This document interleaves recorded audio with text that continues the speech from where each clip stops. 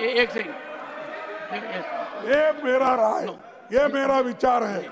आप कोई भी शिक्षा दो, मैं लेने के लिए तैयार हूं। जो लीडर ऑफ ऑपोजिशन ने राष्ट्रीय स्वयंसेवक संघ के बारे में कहा है वो बहुत ही गैर जिम्मेदाराना वक्तव्य है और उसे एक्सपंज करना चाहिए और इनको जरा भी जानकारी संगठनों के बारे में नहीं है, उसे एक्सपंज करना चाहिए अध्यक्ष महोदय। It is already expunged, that is expunged. खड़गे ji, take the floor.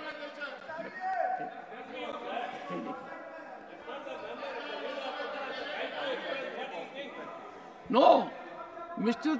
Tiruchi Shiva, right of expression does not extend to casting aspersions, to accusations, crossing all boundaries. There is an institution serving the nation. There is format.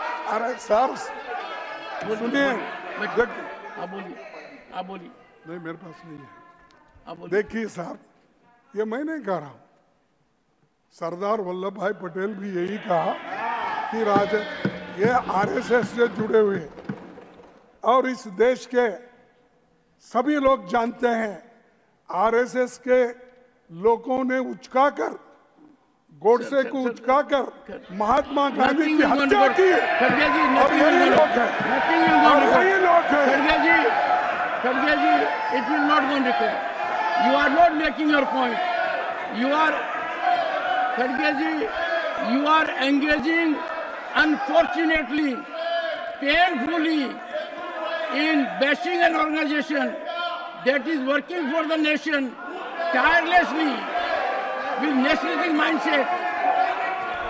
I would have expected a leader of your stature to say nothing but appreciate. As senior men, don't find yourself in chains. Where appreciation is needed, you must appreciate. Yes. Great. ये जो वक्तव्य इन्होंने दिया sir, ये निंदनीय है और ये तथ्यों से परे है और इसको एक्सपंज करना चाहिए। अरे आप 100 बार बोलो, आप 100 बार कहिए, मैं 100 बार यही कहूंगा कि आरएसएस एक होकर इस देश को तबाह कर रहे हैं।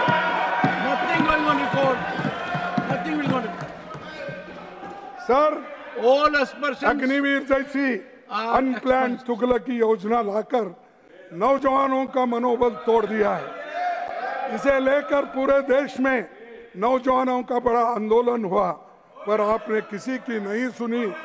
मेरी मांग है कि अग्निवीर योजना खत्म की जाए। आप तो जानते हैं साहब, आप राजस्थान से आते हैं, हरियाणा, पंजाब, हिमाचल, यहाँ के नौजवान लोग इसी पे निर्भर है। आप तो किसान के घर से आते हैं, जिसको एक तरफ किसान को दूसरी नौकरी नहीं मिलती, एक तो खेती करना या नहीं है तो वो फौज में भर्ती होना। क्या आप अपने बच्चों को ऐसा करने देंगे? मैं आपसे पूछता हूं साहब, उनसे नहीं पूछता, क्योंकि उनसे पूछे तो वो लोग एकदम भड़क जाएंगे। क्योंकि कभी तो 2 मिनट सुन लीजिए सर, कभी लड़े नहीं देश के लिए, मुझसे पूछा कभी है, मरे नहीं देश के तो लिए। 2 मिनट सुन लीजिए। और वो हमको आज किसान का बेटा देशभक्ति का पाठ। आज किसान का बेटा साइंटिस्ट है, अधिकारी है, उद्योगपति है, हमारे पार्लियामेंट भी है, हमारे संसद भी है, देश की अर्थव्यवस्था में योगदान कर रहा है। किसान को छोटे दायरे में मत देखिए। किसान के सच्चाई कैसे बनी है, किसान के सच्चाई कैसे बनेंगे तब आपको समझ में आएगा। मैं किसान का बेटा हूँ, एग्रीकल्चर यूनिवर्सिटीज हमने बनाया, किसान कितना ग्रीन रेवोल्यूशन हमने लाया, मुझसे पूछा, व्हाइट रेवोल्यूशन हमने लाया। हर एक बच्चा हमने जो संस्थाएं निकाले थे वहां पढ़े हैं या आरएसएस के लिए। जी सो हमको खड़गे जी जानकारी लीजिए। जो रिजल्ट आते हैं, जो रिजल्ट आते हैं, जो योग्यता में आगे रहते हैं, उनके अंदर किसान परिवार की कितनी बड़ी भागीदारी आपको अंदाजा नहीं है। सरकारी तंत्र में किसान की भागीदारी। अरे किसान कितना करिश्मा देश के लिए कर रहा है। 27% की भागीदारी हमने दी, चाहे 27% की भागीदारी हमने दी, SC ST को रिजर्वेशन हमने दिया, आदिवासियों को रिजर्वेशन हमने दिया। आपने क्या, आप सिर्फ तोड़ना, आप सिर्फ तोड़ने की बात करते हैं। सर मोदी जी ने 2014 में हरियाणा में 1 रैंक 1 पेंशन का वायदा किया, लेकिन आप तो 9 रैंक 9 पेंशन पर उतर गए। सैनिक स्कूल सरकारी क्षेत्र में बने थे सर, सैनिक स्कूल सरकारी क्षेत्र में बने थे, उनको निजी क्षेत्र में देते देते RSS के लोगों को दिया गया। वृंदावन, यूपी, सोलन, हिमाचल, रोहतक, हरियाणा, ये सब एरिया टोटली एक्सपेंड। अरे दिया साहब, उनको सौंपा गया। खड़गे जी, मैं आपकी एक खड़गे जी, मैं आपसे एक बात पर विचार करने का आग्रह कर रहा हूँ। हाँ, यस प्लीज। खड़गे जी, मैं आपसे एक बात के लिए आग्रह कर रहा हूँ कि मेरी बात को आप ध्यान से सुनिए।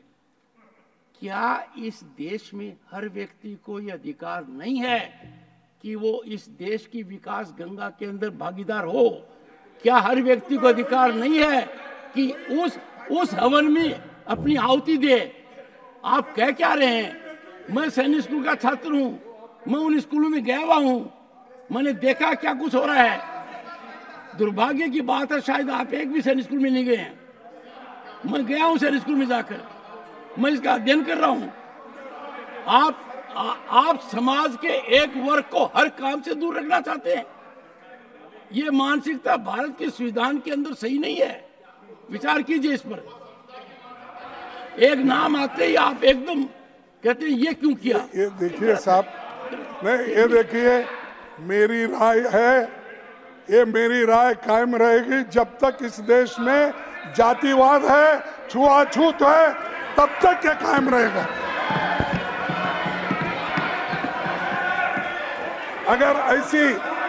अगर ऐसी सब कुछ निजी क्षेत्र को सौंपते रहे तो गरीब, वंचित, दलित, आदिवासी, पिछड़े वर्गों से आने वाले बच्चे कहाँ पढ़ेंगे?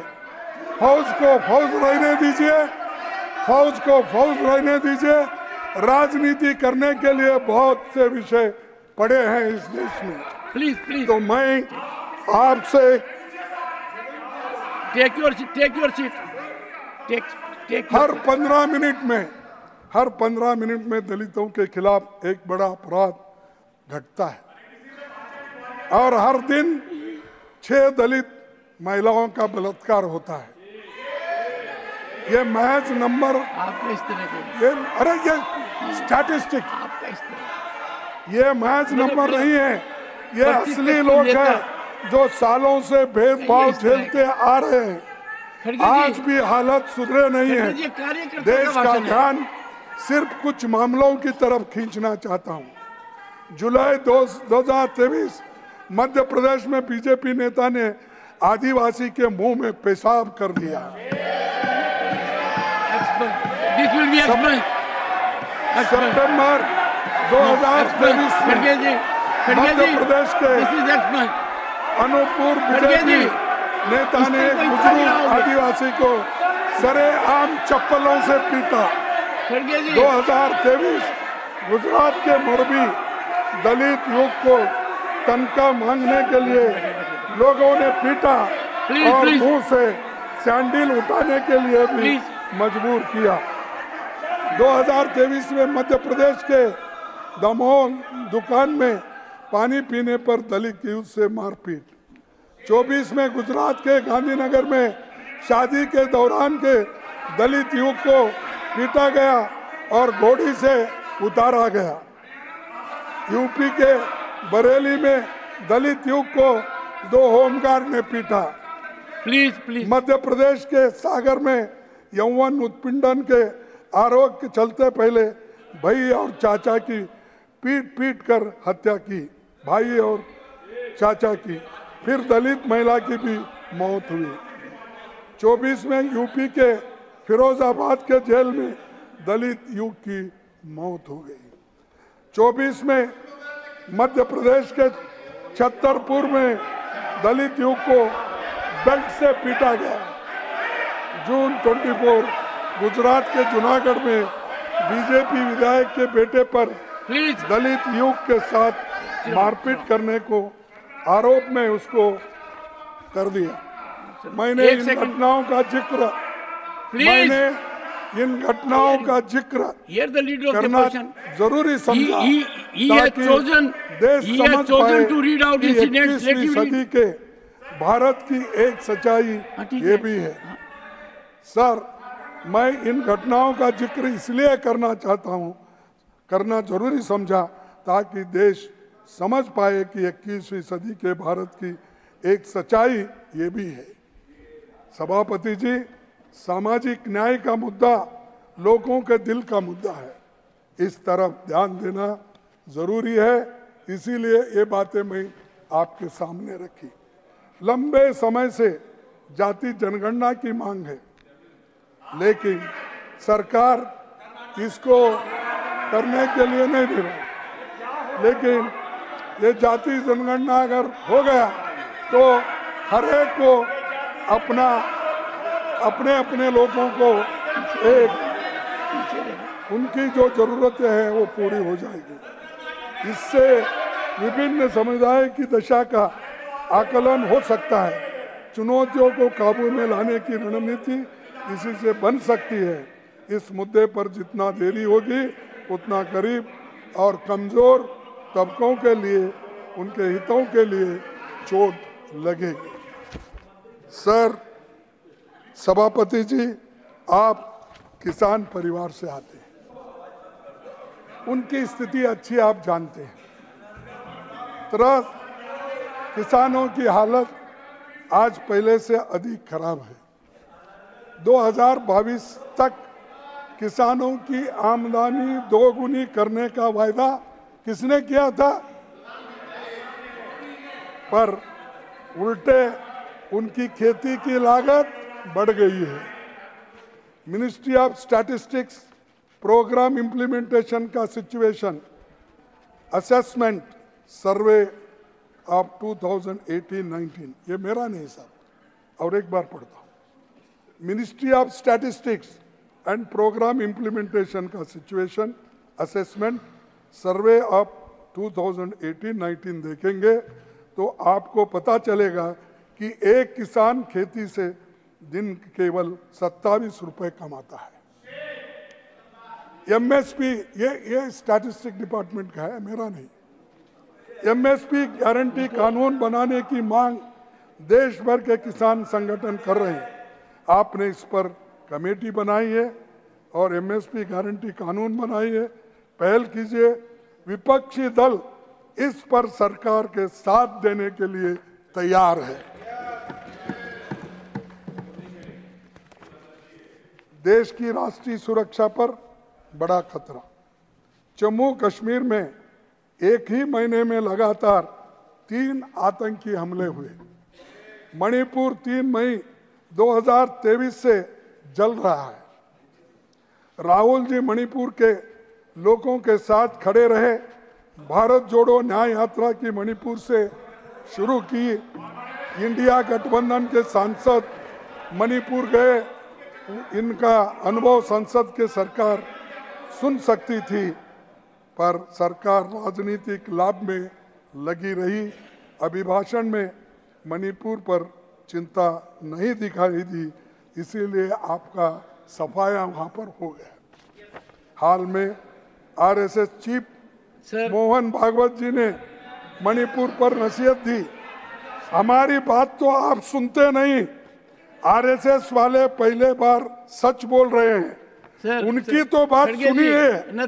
1 साल से मणिपुर जल रहा है, किसी की जवाबदारी नहीं है। सर, ये परसों ही बोले ना।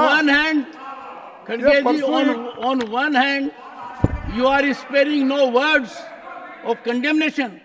On second hand, you are saying this. नहीं, Consistent रहिए ना, consistent रहिए ना. ये देखिए साहब, देखिए आप सुनिए, ये मेरे शब्द नहीं, मोहन भागवत मैं कह ये रहा हूं, बोल रहे हैं कि मणिपुर पे इन्होंने मैं आपसे निर्लक्ष्य आग्रह किया। करूंगा, मोहन मैं हाथ भागवत जोड़ जी के का हर कहता भाषण हूं, पढ़िए. मैं नहीं कहा, नहीं, आरएसएस के मोहन नहीं, भागवत नहीं, ने कहा। आप ये नहीं, मोहन भागवत जी का हर भाषण आप पढ़ लीजिए, ज्ञान ही मिलेगा, नहीं, बहुत ज्ञानवर्धक होगा, मैं ये देखिए, बहुत नफीस. मैं देखिए अपने जो उनके फाउंडर है वहां से लेकर गोलवाल गुरुजी से लेकर सुदर्शन से लेकर जितने भी सुदर्शन इनके जी। लीडर हैं सबको पढ़ता हूँ मैं। और वो देवरस वो इमरजेंसी में थे ना सब, देवरस बाड़ा साहब सबके साहब, मेरे को नाम याद है इसलिए याद है, वो समाज को खत्म करने के लिए बैठे हैं, उनका नाम तो मेरे को हर दिमाग में बैठा I हुआ। delete these observations. This is reprehensible.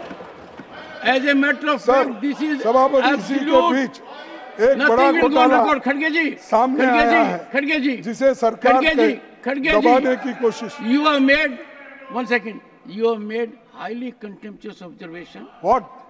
violating the dignity of this house. Why? आपने कहा कि ये लोग खत्म करने में लगे हुए हैं. How can, no, this is deleted. I take exception to it. साहब आपको नहीं बोल रहा हूँ मैं, नहीं, नहीं, आरएसएस को बोल रहा हूँ। गलत. This is absolutely unacceptable. You have, sir खड़गे जी, अरे बैठो बैठो भी बैठो, देखो साहब जब बोलते हैं तो आप नहीं बोलना चाहिए। तो सर 19 मई को प्रधानमंत्री जी ने कहा कि स्टॉक मार्केट तेजी से आगे बढ़ने जा रहे हैं। खड़गे जी, 1 second. होम मिनिस्टर ने कहा कि by shares before 4th June। I have to take note of time. 1 second. The House will continue during lunch recess also in the deliberations. Continue. आपका फ्लो नहीं तोड़ रहा हूं, देखिए आपके फ्लो के लिए लंच रिसेस रद्द कर दी गई है,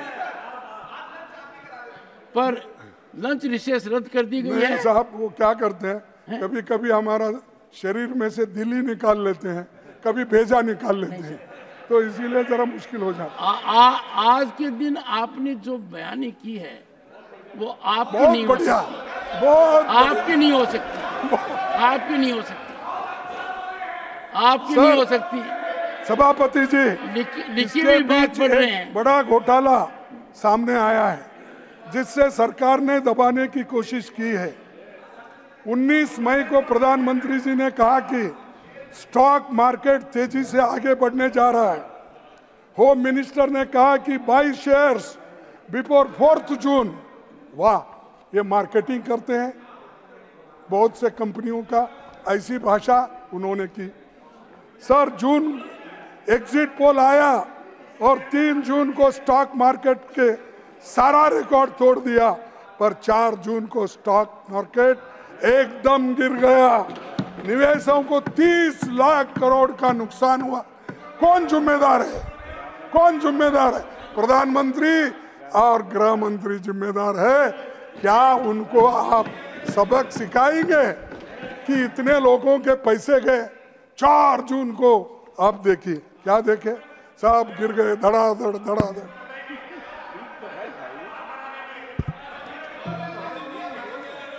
सर आखिर में चंद बातें देश की लाइफलाइन भारत रेल पर भी करना चाहूंगा। हाल में कांचनजंगा एक्सप्रेस दुर्घटना हुई, उससे पहले बालासोर दुर्घटना भी थी। हमारे रेल ऑस्ट्रेलिया के आबादी के बराबर रोज मुसाफिरों को ले जाती है और देश को एक तरफ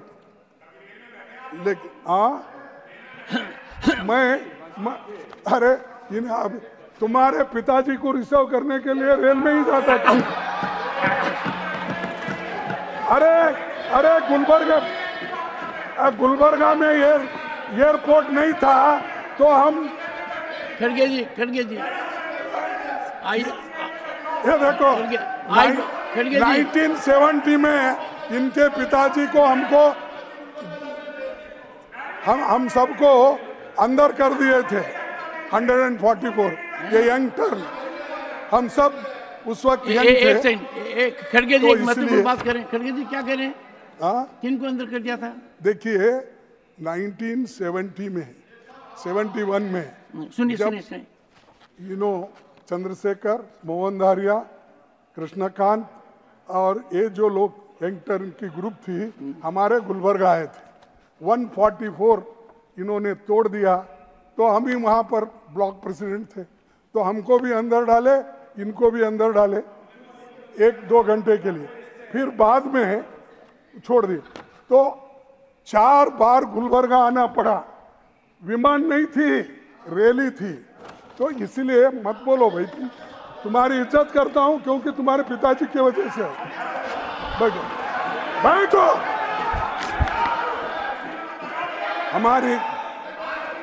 हमारी रेल ऑस्ट्रेलिया की आबादी के बराबर रोज मुसाफिरों को ले जाती है।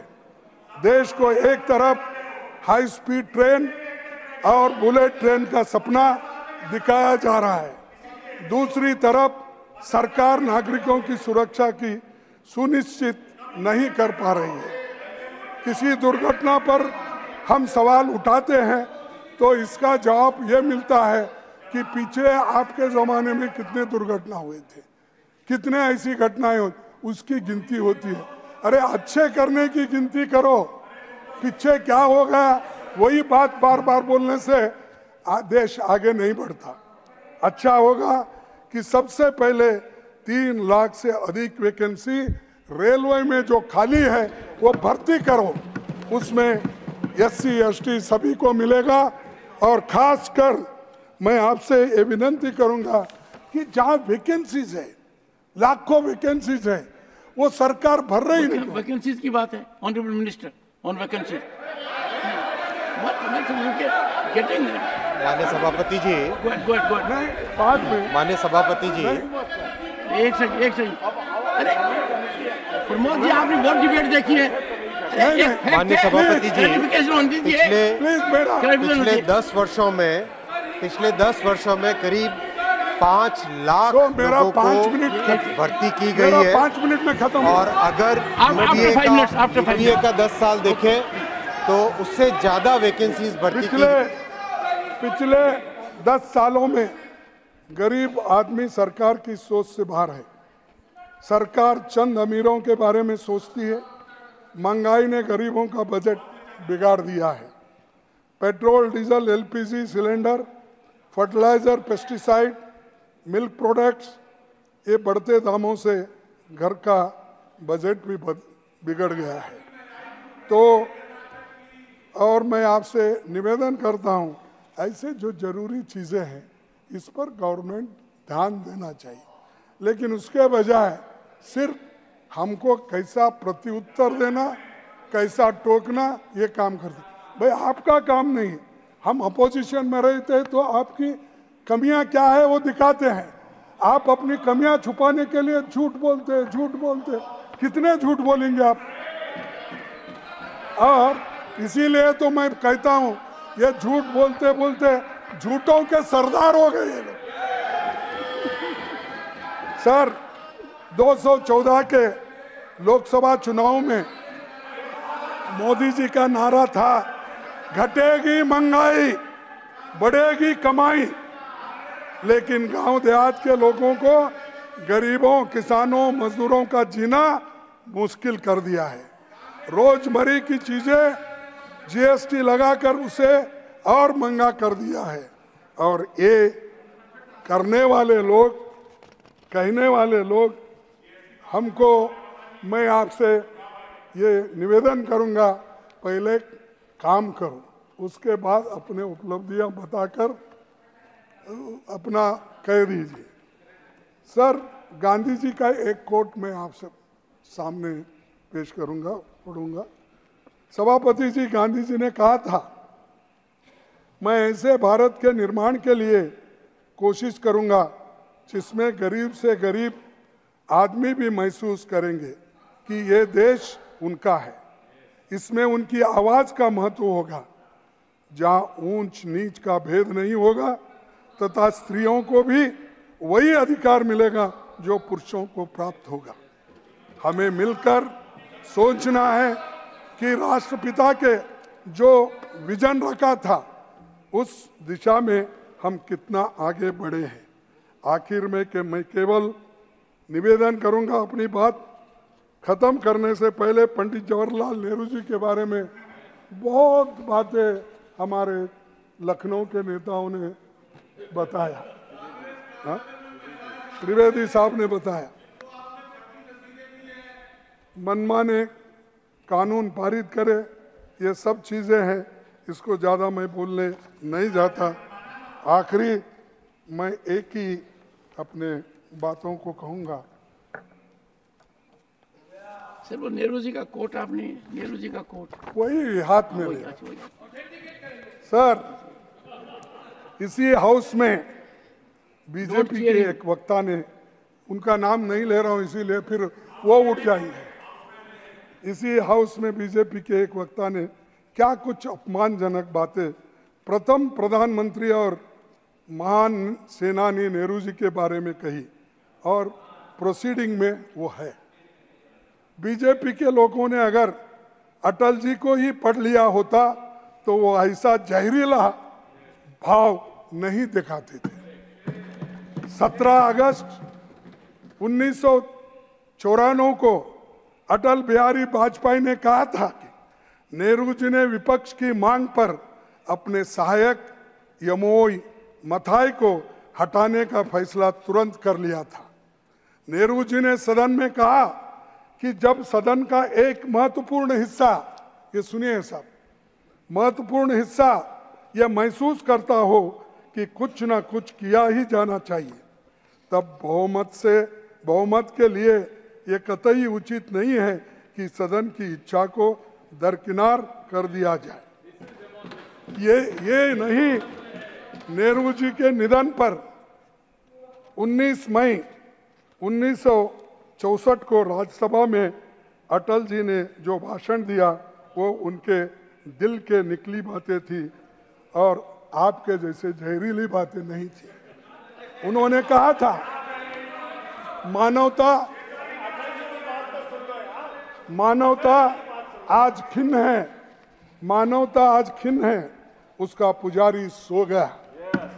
शांति आज अशांत है, उसका रक्षक चला गया। दलितों का सहारा छूट गया, जन जन की आंख का तारा टूट गया।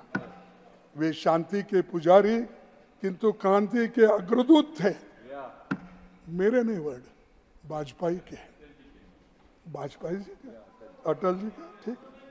वे अहिंसा के उपासक थे किंतु स्वाधीनता और सम्मान की रक्षा के लिए हर हथियार से लड़ने की हिमायत थी।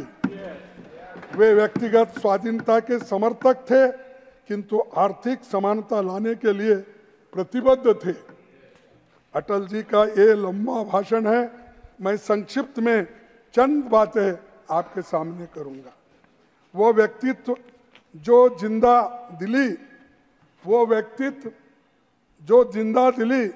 विरोधी को भी साथ लेकर चलने की वो भावना थी।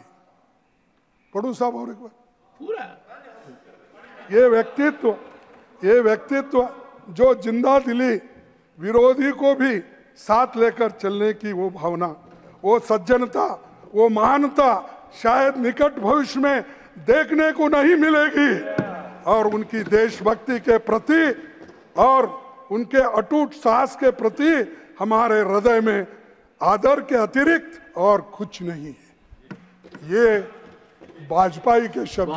और आपके प्रोसीडिंग अगर पढ़ेंगे तो आपको अटल जी का विचारधारा, नेहरू जी की सोच अलग थी, लेकिन आरएसएस लगातार निगेटिव चर्चा करके नेहरू जी की चरित्र हत्या का काम दशकों से करता रहा है।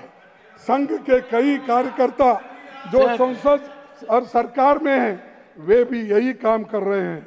नेहरू जी बेशक संपन्न परिवार में पैदा हुए, लेकिन आजादी की लड़ाई में वे 3259 दिन, करीब 9 साल जेल में रहे।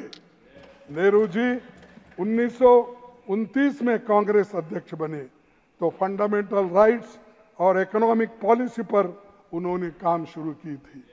कांग्रेस के कराची अधिवेशन में इस पर प्रस्ताव पास हुआ, लेकिन ये विजन आरएसएस को पसंद नहीं आया। दिसंबर 1947 में मुख्यमंत्रियों को पत्र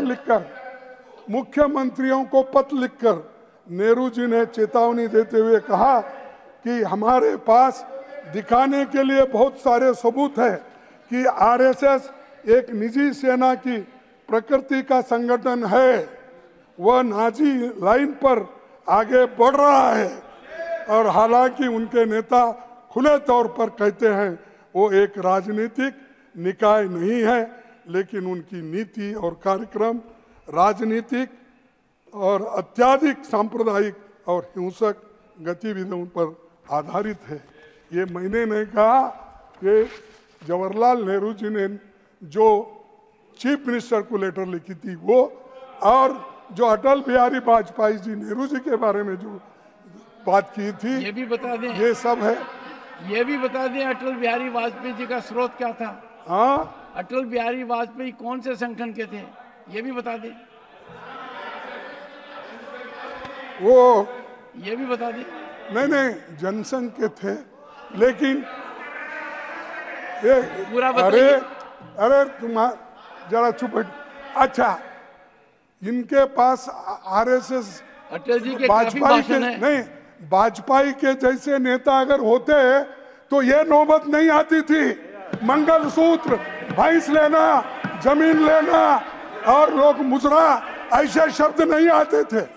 ये अलग है, वो अलग है, इसीलिए एक दूसरे को कंपेयर मत करो। तुम्हारा काम एक ही है, सबको तोड़ना, हमारा काम है जोड़ना।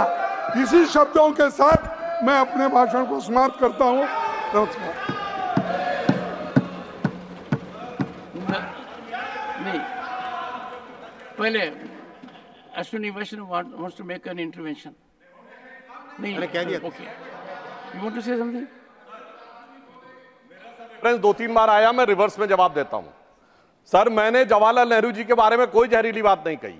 मैंने जो बातें कोर्ट की, सर पूरा मेरी प्रोसीडिंग, सर पूरी बात सुनिए। सुधांशु जी, सर एक सेकंड, सर एक मिनट, पूरी प्रोसीडिंग निकाल के देख ले। मैंने सिर्फ 4 कांग्रेस के नेताओं को कोर्ट किया। सर सुधांशु जी, सर 90 मिनट के भाषण में प्रतिपक्ष के नेताजी ने बहुत कुछ बातें कही हैं, और उस बातों में एक खास बात है, इनके दिल पर एक ही बात छाई रही है, उन्होंने कही है। सही समय पर आप जवाब दीजिए। बस सर 2-3 लाइन में। नंबर 1, मैंने सिर्फ कांग्रेस के नेताओं को कोट किया। सर आरएसएस के बारे, सर जवाहर सरकार,